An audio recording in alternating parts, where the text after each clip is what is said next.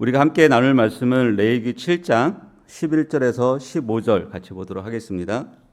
우리 한 목소리로 같이 읽도록 하겠습니다. 여호와께 드릴 화목 제물의 규례는 이러하니라.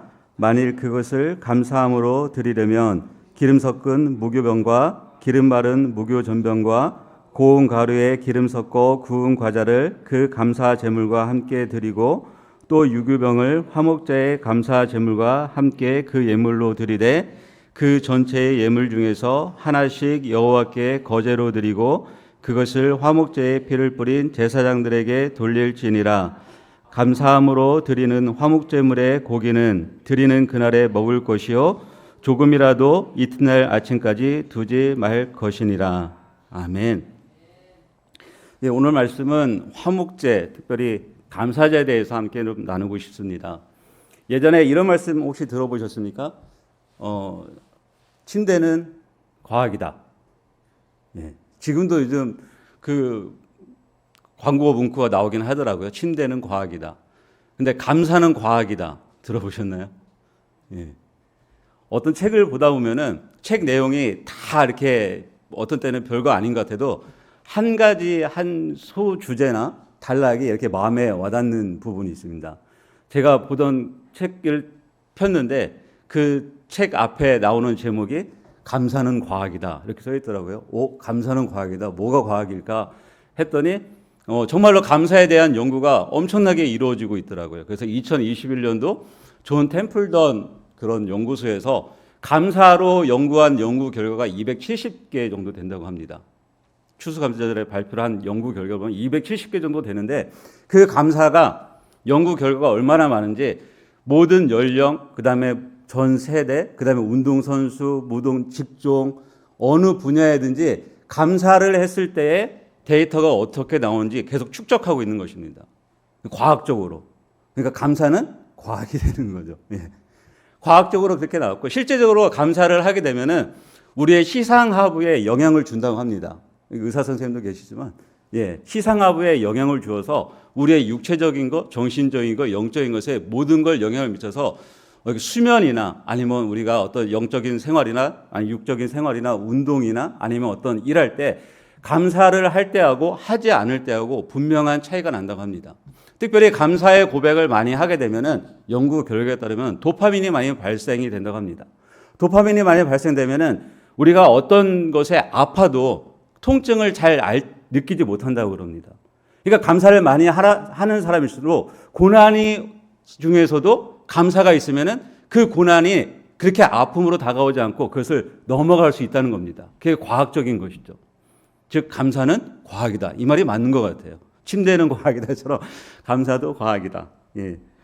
그래서 감사는 중독성이 있습니다. 감사도 훈련이고 사실 감사도 중독인 것이죠. 한 사람이 감사의 말을 계속하면은 그 감사의 말이 옆 사람한테 계속 이어지게 됩니다.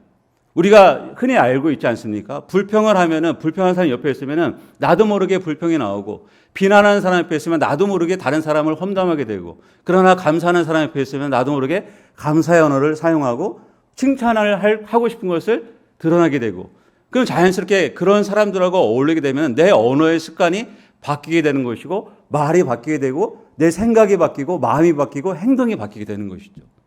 즉 감사는 전염성이 있는 것처럼 중독성이 있는 것입니다. 그리고 훈련이 되어야 되는 것이죠. 우리 성경에도 분명히 써 있지 않습니까? 데살로니가전서 5장 18절에 범사에 감사하라. 이는 하나님께서 너에게 명령하신 거라고. 이것이 하나님의 뜻이라고. 그 다음에 여기 뒤에 현수막에 에베소 5장 20절 써 있지 않습니까? 한번 읽어볼까요? 보이시나요? 항상 아버지 하나님께 감사하라.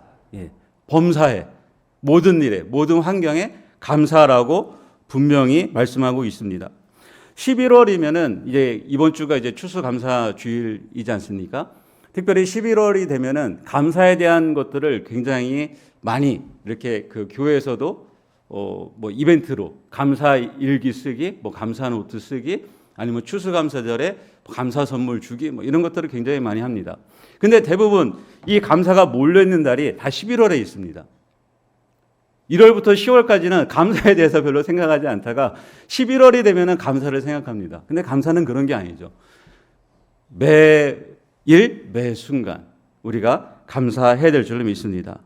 매일 매 순간 감사의 고백이 끊이지 않아야 되는 것이죠. 레위기에는요, 특별히 5가지 제사가 나옵니다. 우리가 잘 알고 있는 것처럼 번제, 소제, 화목제, 속제제, 속건제. 그래서 이 5가지 제사를 생각하면은 사실 레위기를 잘 읽고 싶지 않죠. 예. 희생 제사라든가 아니면 드리는 제물 때문에 도대체 이게 지금의 시대 상황하고 나하고 무슨 상관이야 하고 잘 이렇게 읽지 않고 사실 이 뜻의 의미를 잘 우리는 살펴보려고 하지 않습니다. 근데 이 5가지 제사를 보면은 분명히 거기에는 의미가 있고 이 의미들을 문화와 환경을 뛰어넘어서 오늘날 우리에게 분명히 주는 영적인 통찰력들이 있다는 것이죠. 특별히 한번 순서를 한번 볼까요? 제일 처음에가 번제, 소제, 화목제, 속제자, 속건제. 우리가 생각하기에는 어떤 제사가 가장 먼저 앞에 나와야 될 것 같아요? 속제제가 가장 먼저 앞에 나올 것 같아야잖아요. 예, 왜냐하면 속죄가 있어야 그 다음에 뭔가 될 것 같잖아요. 근데 여기 보면은 순서에 보면은 이상하게 성경 순서에서는 속죄자가 4번째, 그 다음에 그 한 가운데 5가지의 제사 중에서 한 가운데가 화목제입니다.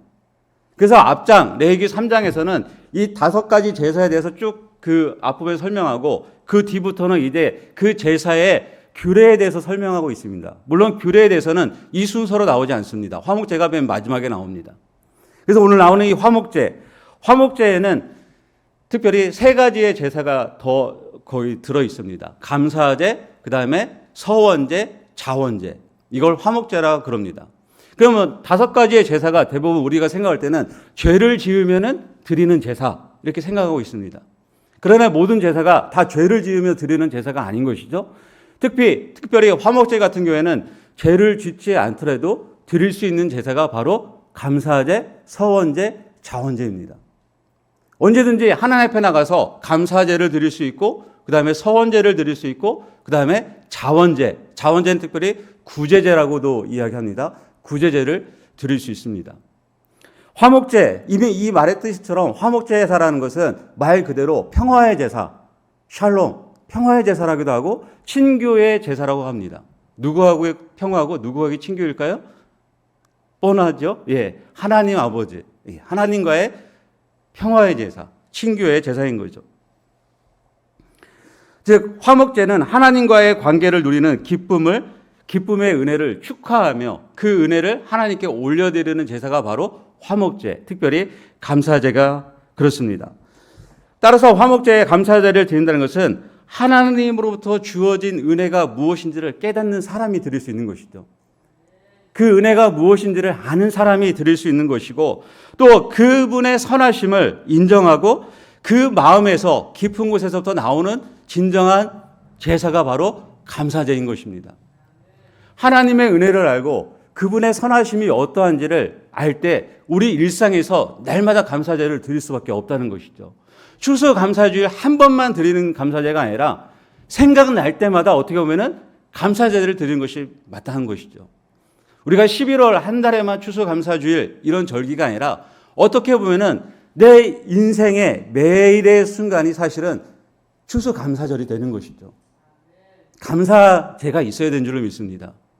왜냐하면 그분의 선하심과 그분의 인자하심으로 내가 오늘도 이 땅을 발딛고 호흡하며 살아갈 수 있기 때문인 줄로 믿습니다. 근데 이 감사라는 단어에는 히브리어에는 2가지 단어로 쓰입니다. 감사는 흔히 동사로는 야다라는 단어를 씁니다. 야다. 동사로는 야다라는 단어를 쓰고 이 야다라는 단어는 영어로는 슛이라는 뜻입니다. 슛은 말 그대로 이렇게 던지다.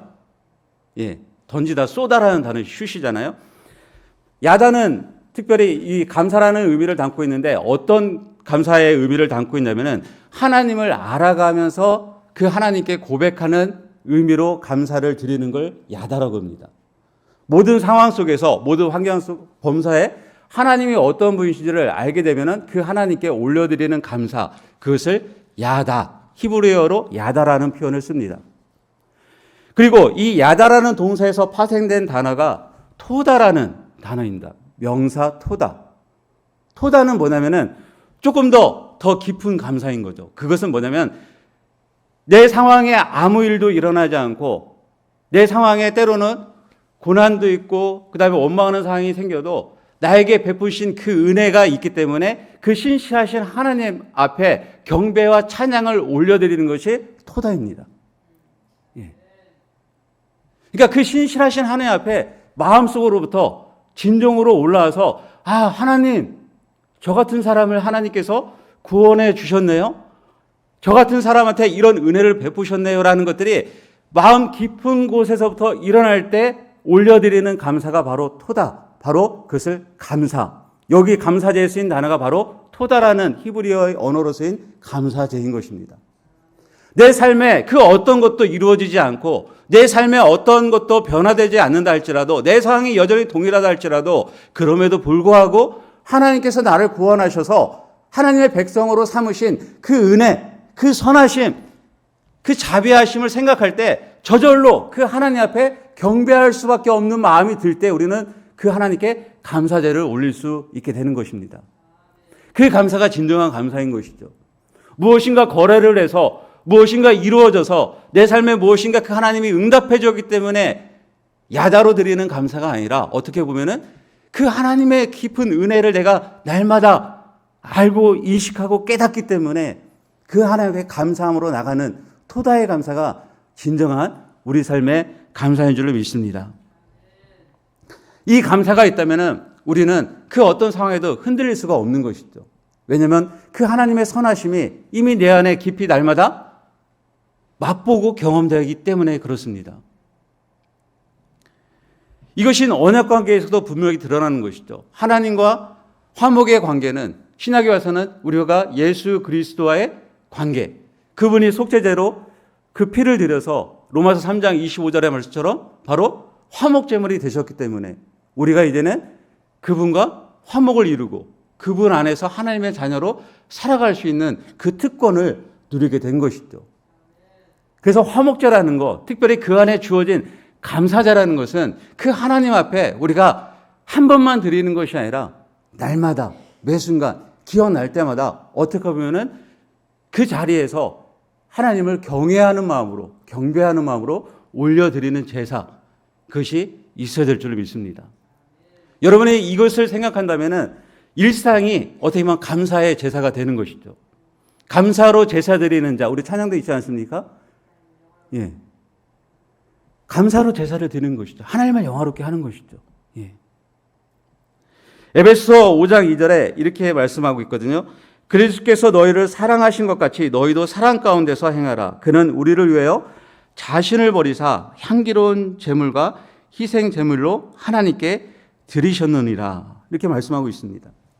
그리스도에게 예수 그리스도를 통하여 하나님과 화평하게 되었다는 것은 어떻게 보면 그분 안에서 우리는 그 하나님과의 더 친밀한 교제 가운데 들어갈 수 있는 것이고 그 하늘로부터 오는 그 모든 것들을 우리가 소유하고 누리고 경험하게 된다는 의미인 것입니다.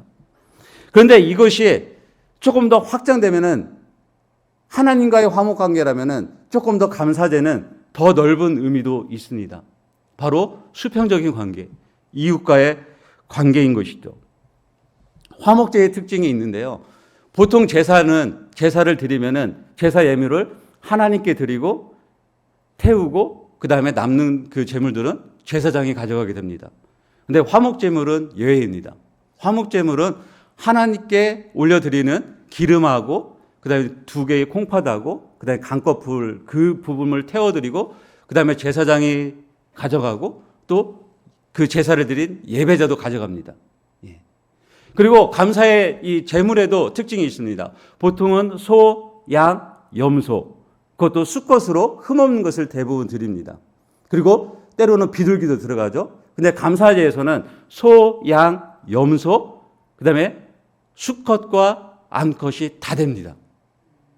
그리고 여기서 중요한 특징인데 또 비둘기는 안 됩니다. 예. 이따가 이제 왜 비둘기가 안 되는지 설명이 나옵니다. 그리고 무교병을 드릴 수 있고 또 여기서는 누룩을 넣을 수 있는 유교병도 드릴 수 있습니다. 그러니까 감사제는 어떻게 보면 굉장히 많이 열려져 있는 것이죠. 그리고 감사제를 드리고 나서 이제 하나님께 태워드리고 나머지는 제사장이 가져가고 또 예배자가 가져가서 이제 음식을, 그 고기를 먹을 수가 있습니다. 먹을 수가 있는데 그 고기를 오늘 우리가 읽은 것처럼 언제까지만 먹을 수 있습니까? 예, 오늘 읽은 말씀에 나오는데, 예, 그날만 먹을 수 있습니다. 예, 그날만. 특이하지 않습니까? 감사제를 드리고 나서 고기가 나오면은 고기를 가져가서 예배자가 가져갈 수 있는데 그 고기를 그날만 먹을 수 있어요. 이 감사제를 드리는 것은 이 당시에는 그 개별 도축법이 없습니다. 개별적으로 도축을 할 수가 없어요. 그러니까 어떻게 보면은 만약에 동네 그 고기를 먹고 싶다면은 감사제를 드리면 됩니다. 예. 합법적으로 감사제를 드리면은 고기를 먹을 수 있습니다. 근데 고기를 먹을 수 있는데 그 당일에 다 먹어야 됩니다.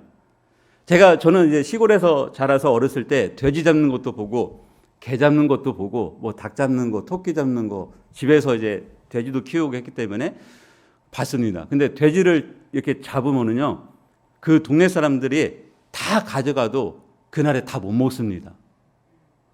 그러면 생각해 보십시오, 여러분. 소, 양, 염소를 감사제로 올려드렸습니다. 하나님께 드리는 것은 고기가 없어요. 고기가 없어요. 제사장하고 이제 예배자가 가져가야 됩니다. 그럼 제사장하고 예배자가 가져가서 그 많은 고기를 그 당시에 만약에 가족 구성원이 10명이라고 봅시다. 10명이 그 고기를 한꺼번에 다 먹을 수 있을까요? 절대 먹지 못합니다. 예.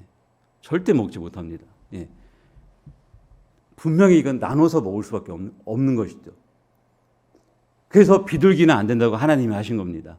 비둘기는 올려드리면 갖고 오면은 먹을 게 있어요, 없어요? 없잖아요. 그래서 하나님 비둘기는 안 된다고 합니다. 정말 세심하지 않습니까, 여러분들? 레위기에 나타난 하나님의 성품을, 하나님의 그 배려를 보면은 얼마나 배려하고 또 생각하시는지. 소, 양, 염소, 수컷이나 암컷이나 너희가 먹고 싶은 대로 너희가 드리고 너희가 가져가서 먹어. 근데 먹되 너만 먹지 말고 너희 가족, 친척, 이웃 다 불러. 온 동네 사람 다 불러. 그리고 함께 먹어. 감사제의 특징은 앞에 말한 하나님의 은혜도 굉장히 중요하지만 사실은 이 두 번째가 하나님이 바로 감사제를 드리는 목적으로 저는 생각합니다. 예. 화목제를 드리고 나서 그 당시에 가난한 자들, 불쌍한 사람들, 평소에 고기 못 먹는 사람들, 먹을 것이 없는 사람들 다 초청하는 것이죠. 잔치를 여는 겁니다. 공동의 식탁을 여는 것이죠. 야, 이리 와. 오늘 다 감사제 드렸어. 와서 함께 먹자. 하나님께 감사하며 우리 먹자. 하고 먹는 겁니다. 공동의 식탁인 것이죠. 멋있지 않습니까? 우리가 추수감사주일 이번 주에 삼겹살 파티를 합니다. 돼지입니다. 똑같이. 똑같이 아니에요. 돼지입니다.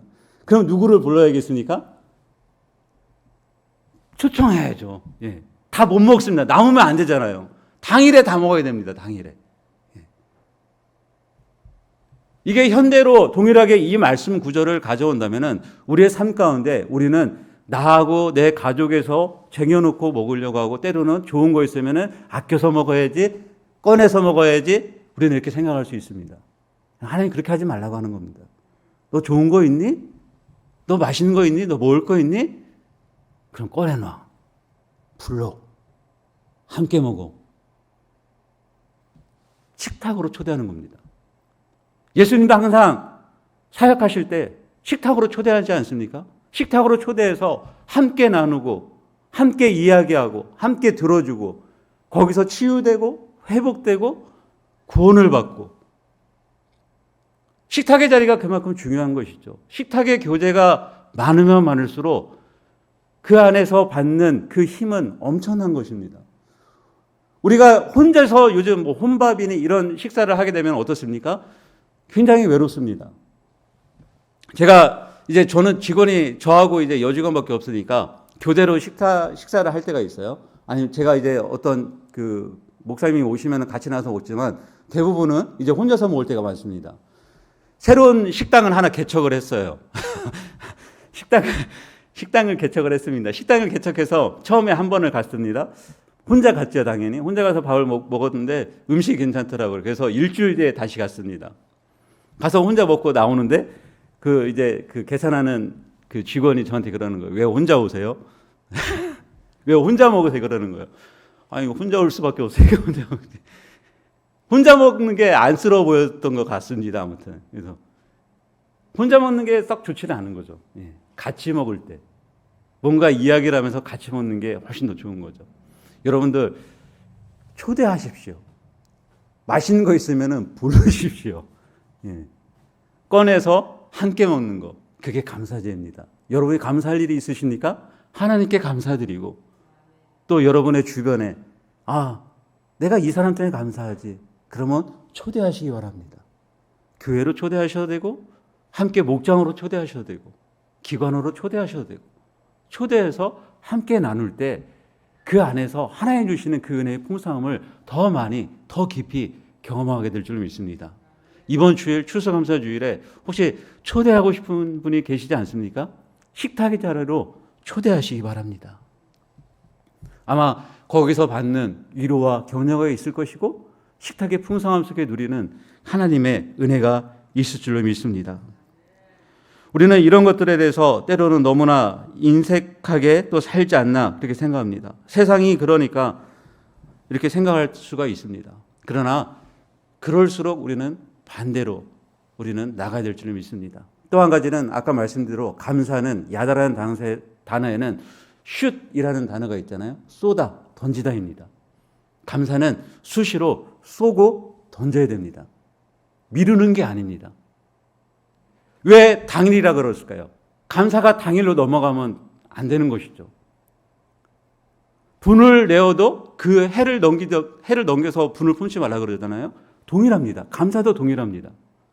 감사도 그날에 내가 그 순간에 감사한 것이 있다면 그 순간에 바로 감사의 고백을 해야 되는 것이죠. 내가 감사할 일이 생기면 바로 그 순간에 던지는 겁니다. 슛을 던지는 겁니다.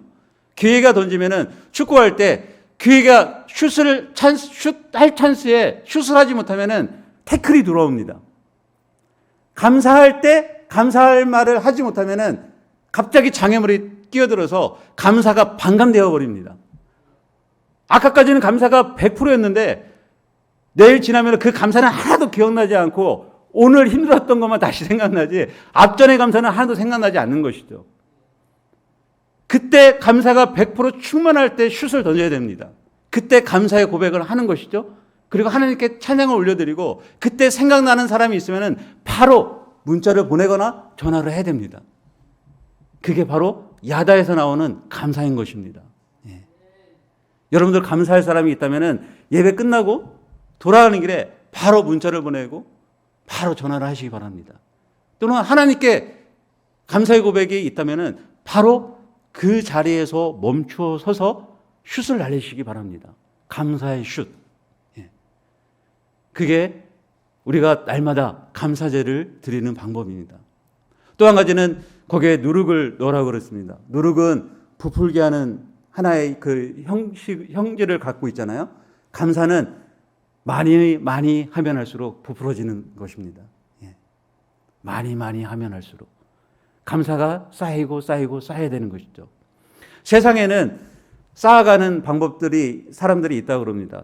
세상에 대략 50에서 60%의 사람들은 많게는 70%의 사람들은 재물을 쌓기를 원한다고 그럽니다. 그리고 20%에서 30%의 사람들은 사람을 얻기를 원한다고 그럽니다. 정치인들이 대부분 그렇겠죠.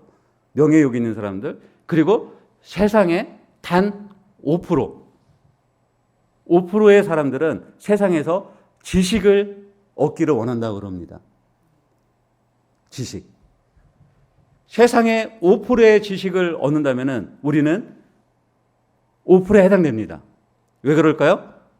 하나님을 아는 지식을 우리는 갈망하기 때문에. 아멘. 그 하나님을 아는 지식이 넘쳐날수록 그럼 뭐가 생길까요? 감사가 생기는 거죠. 그러면 세상에 5%에 해당하는 사람들이 바로 그리스도인 줄로 믿습니다. 5%의 하나님을 아는 지식을 갈망하면서 그 지식이 쌓일 때마다 하나님 앞에 감사의 고백을 드릴 수 있는 저와 여러분이 되기를 주님으로 축원합니다. 아멘.